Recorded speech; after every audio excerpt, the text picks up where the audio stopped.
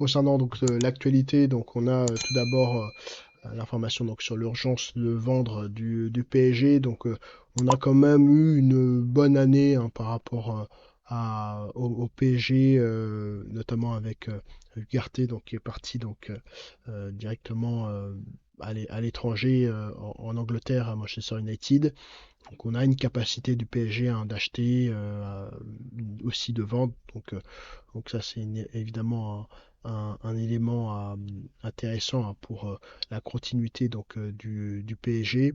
Laborde donc a eu donc une fracture donc au pied. On a une bonne situation tout de même de la part de l'OGC Nice, mais il y a quand même pas mal de blessures. Donc ça c'est plutôt un aspect à regarder. Euh, Ensuite donc on a la contre-attaque de la LFP avec la totalité des matchs pour 11,80 € donc au Royaume-Uni. Donc là, c'est vrai que c'est une situation qui est un peu loufoque puisque ça permet pour la LFP de vendre au Royaume-Uni moins cher que DAZN, un anglais, vend sur le sol français. Donc là, c'est une situation un petit peu particulière. Bon, ce qui est intéressant, c'est que la Ligue 1 soit diffusée de manière un peu avec un prix populaire donc en Royaume-Uni, au pays hein, du foot. Maintenant, il semble que c'est pour préparer les élections, notamment enfin la défense de la Brune hein, pour les élections, donc les réélections notamment. Et donc bon, c'est une proposition qui a été faite un peu choc pour faire pression donc sur DAZN. Ensuite, donc on a la LFP donc, qui répond donc au sénateur Savin, puisqu'il y a une procédure entre septembre et décembre pour la réélection donc du prochain président de la LFP. Et il semble que voilà, les sénateurs interfèrent enfin, sur ce sujet. Et il faut laisser évidemment la procédure d'élection se faire de manière tranquille. Euh, voilà, puisqu'on a entendu notamment donc à l'audition donc de La Brune certains sénateurs qui parlaient de voilà d'utilité publique. Euh, voilà, ils étaient là pour poser un certain nombre de questions. Il y a des informations qui ont été divulguées, des informations confidentielles. Et là, bon, bah, ça a été évidemment par La Brune et puis par son coéquipier, on va dire. Ils l'ont fait de manière de bonne foi, mais il semble que voilà, il faut que chacun fasse son travail. Sur la pelouse du Parc des Princes, donc elle a été donc endommagée. Donc là, c'est quelque chose qui est inacceptable, hein. Le PSG ne dispose pas de son stade, on le sait, mais ce sont des choses qui ne sont pas du tout vues donc en première ligue, notamment que les pelouses, hein, qui est un outil de travail mais aussi d'attractivité de la Ligue 1, soient endommagées. Et ça, c'est vraiment un des aspects sur lequel il va falloir travailler pour continuer l'attractivité de cette Ligue 1.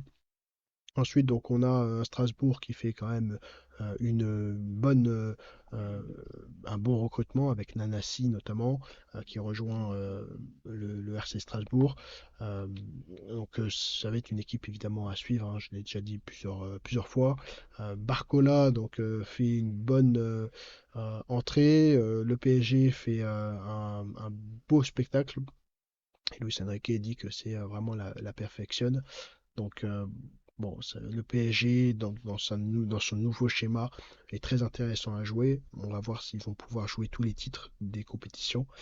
Euh, mais Montpellier, donc, qui a été donc, submergé, va être, même s'ils ont donc, un effectif qui est stable, voilà, va être dans une situation compliquée donc, cette année, très probablement. Ensuite, donc, on a les entraîneurs donc, surutilisent leurs internationaux.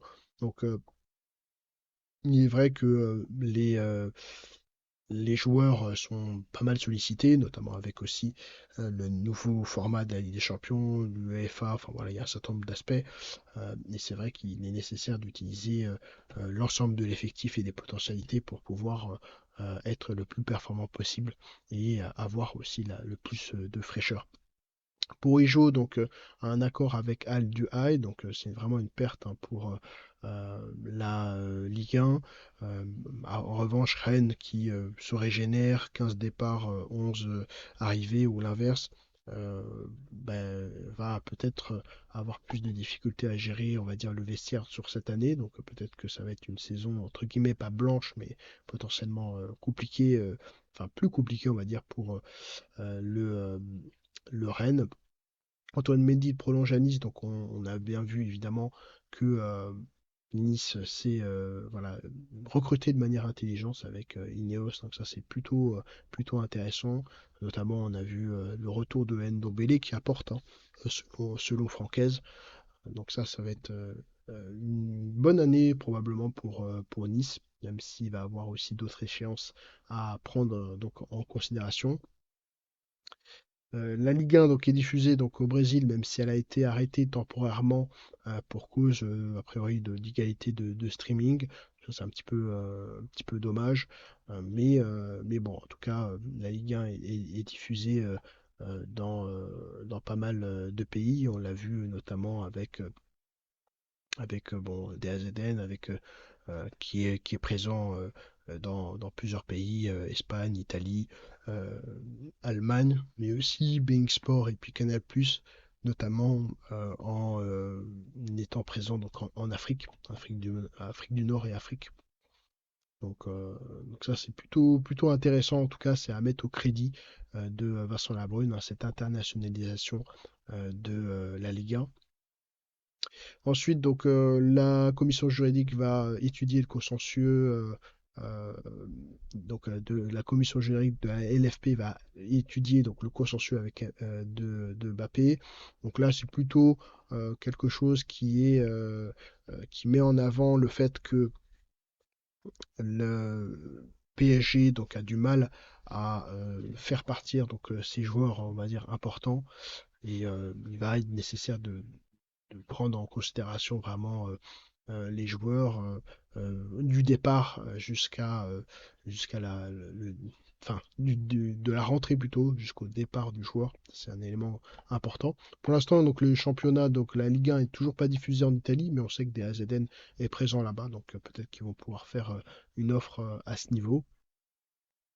On a donc ensuite euh, bon, plusieurs autres éléments avec l'OL qui a eu bon, un mercato un peu timide, mais qui voilà, fait partir un certain nombre de joueurs. Enfin, bon, il y a quand même, il devait avoir cet objectif, hein, de 100 millions de joueurs qui partent. Ensuite, donc, on a de La Brune donc, qui dit que personne n'aurait pu faire mieux. Là, il défend politiquement, on va dire, son bilan, notamment ce bilan d'avoir porté peut-être une attractivité un peu plus grande de la Ligue 1, même si au point de vue des droits TV, il a fait cette erreur de viser le milliard et du coup d'avoir de s'être mis en fait tout simplement dans une situation un peu compliquée où en annonçant un prix et dans la situation qui était la sienne, hein, notamment après crise sanitaire, et notamment puisque pendant la crise sanitaire, les diffuseurs ont arrêté totalement, contrairement à la Première Ligue.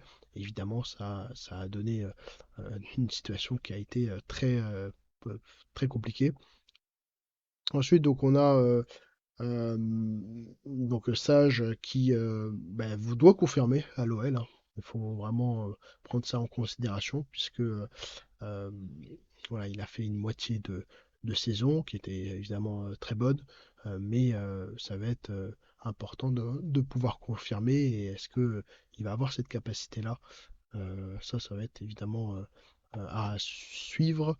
Ensuite, Bing Sport donc n'a pas encore payé ses 24% dus, donc ça évidemment ça gêne les clubs, mais a priori c'était des choses qui sont plutôt euh, bon, courantes, on va dire, hein, mais bon, c'est vrai que c'est un élément qui met de la pression encore une fois sur les clubs. Ensuite, donc, on a donc Labrune, Linette, Martel et Olive parrainés donc, par les clubs. Donc, il faut, a priori, selon Diallo, qu'il y ait le maximum de parrainage possible. On sait que Linette a parlé notamment du fait d'un prix autre que celui qui est proposé par DAZN. Et là, on est quand même sur des espèces de déclarations démagogues qui voudraient fixer le prix d'un acteur privé qui a respecté un certain nombre d'aspects sur notamment donc les droits TV. Il a tout à fait respecté donc la procédure et qui devrait fixer lui-même les droits TV. Ça paraît un petit peu compliqué à- à matérialiser, à part si évidemment la LFP participe elle-même à payer des DAZN pour faire baisser les prix. Mais ça, c'est un élément qui est assez drôle. Une série consacrée donc à Luis Enrique en Espagne. Donc là, c'est plutôt intéressant. C'est une dimension un peu à l'américaine, c'est-à-dire on va un peu plus se focaliser sur les joueurs, sur notamment sur les coachs. Donc ça, c'est plutôt une bonne chose là, qui est une série qui soit dédiée à lui. Ensuite, donc on a notamment donc et enfin donc on a a priori un objectif entre 10 et 14 a priori pour les Canaries là qui fixe un objectif avec un petit peu plus ambitieux que la relégation de l'année dernière, enfin des 2 années d'avant, puisque l'effectif pour le moment n'a pas encore beaucoup bougé. Donc c'est vrai que c'est plutôt plausible en tout cas que Nantes puisse faire un meilleur score qu'en tout cas les 2 dernières années. Merci à vous d'avoir regardé donc cette vidéo. N'hésitez pas à vous abonner, à liker. On se retrouve bientôt.